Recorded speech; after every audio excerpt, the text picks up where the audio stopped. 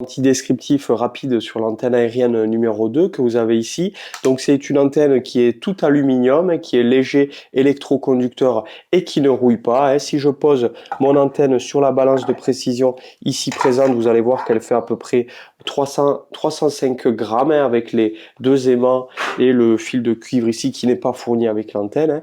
En fait, on a notre système qui va, vous allez l'ouvrir l'antenne quand vous la recevez pour la mettre en hauteur. Plus on la monte en hauteur, mieux c'est.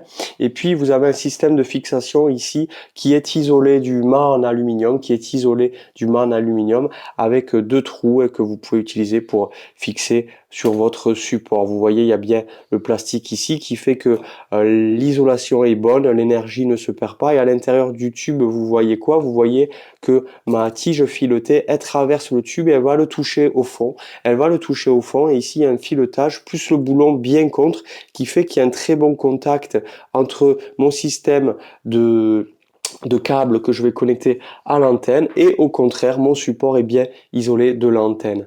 Vous n'avez pas à toucher ce boulon, le boulon que vous avez à toucher c'est celui-ci, vous voyez sur cette antenne où vous pouvez le dévisser et le revisser pour mettre votre câble bien connecté, bien en contact avec le système de connexion.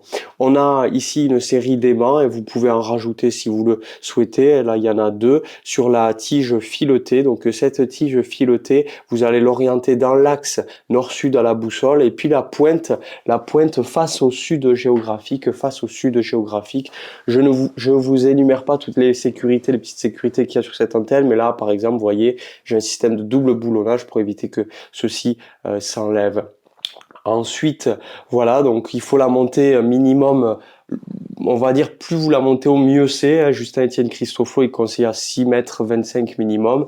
Vous avez des mâts de drapeau à 6,50 m qui sont à des tarifs accessibles et qui vous permettent de monter l'antenne en hauteur ou des fers tors, des bouts de bois, ça c'est vous qui voyez. Voilà pour une présentation très brève et rapide de ce modèle d'antenne. Vous pouvez voir aussi dans ce livre comment les connecter, électroculture, antenne aérienne et magnétique, écrit par moi-même avec des croquis et des schémas explicatifs. Merci, au revoir.